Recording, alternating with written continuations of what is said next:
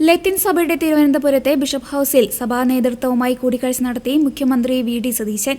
Vellayambalam bishop ഹൌസിൽ നടന്ന കൂടിക്കാഴ്ചയിൽ ലത്തീൻ അതിരൂപത ആർച്ച് ബിഷപ്പ് തോമസ് ജെനെറ്റോ, സഹായമെത്രാൻ ക്രിസ്തുദാസ് രാജപ്പൻ, വികാരി ജനറൽ യുജിൻ പെരേര എന്നിവരുമായി മുഖ്യമന്ത്രി ചർച്ച നടത്തി. പുതിയ UDF മന്ത്രിസഭയുടെ രൂപീകരണത്തിൽ ലത്തീൻ സഭയ്ക്ക് അർഹമായ പ്രാതിനിധ്യം നൽകാത്തതിനെ ചൊല്ലിയുള്ള തർക്കങ്ങൾ പരിഹരിക്കാൻ സർക്കാർ തലത്തിൽ അടിയന്തര നീക്കം നടക്കുന്നതിനിടെയാണ് മുഖ്യമന്ത്രി വി.ഡി. സതീശൻ ബിഷപ്പ് ഹൌസിലെത്തി സഭാ നേതൃത്വവുമായി കൂടിക്കാഴ്ച നടത്തിയത്. കേരളത്തിലെ ജനമനസ്സുകൾക്ക് വലിയ പ്രതീക്ഷയാണുള്ളത്. ഞങ്ങളെ സംബന്ധിച്ചിടത്തോളം നിങ്ങൾക്കെല്ലാവർക്കും അറിയുന്നത് പോലെ നല്ലൊരു ശതമാനം തീരപ്രദേശത്ത് വസിക്കുന്ന ആളുകളാണ്. തീരപ്രദേശം വേണ്ടത്ര ശ്രദ്ധ ലഭിക്കാത്തതുകൊണ്ട് മാത്രം ഇന്നും ഈ അവസ്ഥയിൽ നിൽക്കുന്നു. ഓരോ വർഷകാലത്തും ഉണ്ടാകുന്ന അപകടങ്ങൾ, സുരക്ഷാ സംവിധാനങ്ങൾ, ഓഖി ചുഴലിക്കാറ്റുണ്ടായപ്പോഴാണ് അതിൽ നിന്ന് കിട്ടിയ സംഭാവന, ജനസംഭാവന എടുത്തുകൊണ്ട് മറൈൻ ആംബുലൻസ് നിർമ്മിച്ചത്. പക്ഷേ അത് നിർമ്മിച്ച് ഒരു 2 മാസം പോലും കടലിൽ രക്ഷാപ്രവർത്തനത്തിൽ ഏർപ്പെട്ടില്ല. അപ്പോൾ ഇത് തന്നെയാണ് ഓരോ കാലഘട്ടത്തിലും നടക്കുന്നത്. ഞങ്ങളെ സംബന്ധിച്ചിടത്തോളം ഈ വർഷം പൊതു രാഷ്ട്രീയ രംഗത്ത് വലിയ ശ്രദ്ധേയമായ ഇടപെടലുകൾ നടത്തി. അത് തിരുവനന്തപുരത്ത് മാത്രമല്ല, കേരളത്തിൽ കാസർഗോഡ് മുതൽ മത്സ്യമേഖലയിലുള്ള തൊഴിലാളികൾ അവർ നേരിടുന്ന വലിയ പ്രശ്നങ്ങൾ നിങ്ങൾക്ക് എല്ലാവർക്കും അറിയാം. മുനമ്പം പ്രശ്നം, വിഴിഞ്ഞത്തെ പ്രശ്നം, ഈ പ്രശ്നങ്ങളെല്ലാം കണ്ണടച്ചിരുട്ടാക്കുന്ന ഒരു സംവിധാനമായിരുന്നു ഉണ്ടായിരുന്നത്. നമുക്കിപ്പോൾ പോയി നോക്കിയാൽ ശംഖുമുഖത്ത് കടൽ തീരമില്ല. ഈ കഴിഞ്ഞ ദിവസവും ഒരു കുട്ടി കടലിൽ മരിച്ചു.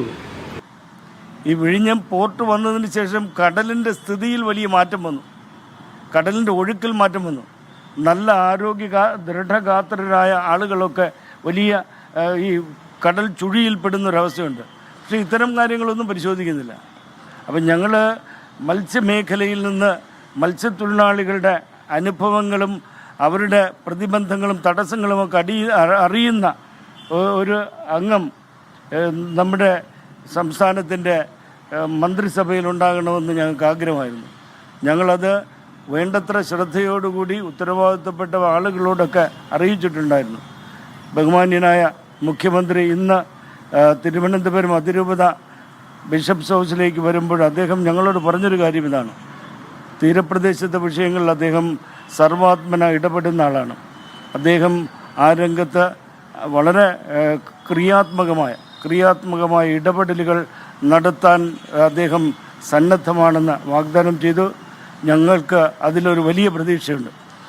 ഇപ്പോഴും അതിർത്തിയുണ്ടോ? ഞങ്ങളെ സംബന്ധിച്ചിടത്തോളം ഈ ഫിഷറീസ് വകുപ്പും മന്ത്രിയും അതുപോലുള്ള കാര്യങ്ങൾ വളരെ പ്രധാനമാണ്.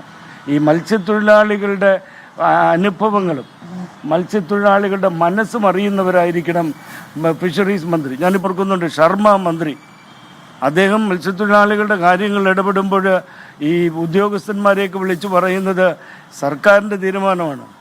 ഈ മത്സ്യത്തൊഴിലാളികളോട് പുറംതിരിഞ്ഞു നിൽക്കുന്ന ഒരു സമീപനം സ്വീകരിക്കരുത്. അപ്പോൾ അത്തരം ഒരു മനസ്സ് ഉദ്യോഗസ്ഥരിലും പൊതുസമൂഹത്തിലും ഭരണ സംവിധാനത്തിലും സൃഷ്ടിക്കാനുള്ള ഒരു ശ്രമമുണ്ടാകണം. അത് അദ്ദേഹത്തിൻ്റെ പ്രത്യേകമായ ശ്രദ്ധയോടുകൂടി ഈ രംഗത്ത് ഇടപെടലുകൾ നടത്തുകയും പ്രശ്നങ്ങൾ പരിഹരിക്കാനുള്ള വളരെ ക്രിയാത്മകമായ നടപടികളുണ്ടാകുമെന്ന് അദ്ദേഹം വാഗ്ദാനം ചെയ്തു. തങ്ങളെ അവഗണിച്ചതിൽ പ്രതിഷേധിച്ച് ലത്തീൻ സഭാ നേതൃത്വം പുതിയ സർക്കാരിന്റെ സത്യപ്രതിജ്ഞാ ചടങ്ങിൽ നിന്ന് പൂർണ്ണമായി വിട്ടുനിന്നിരുന്നു.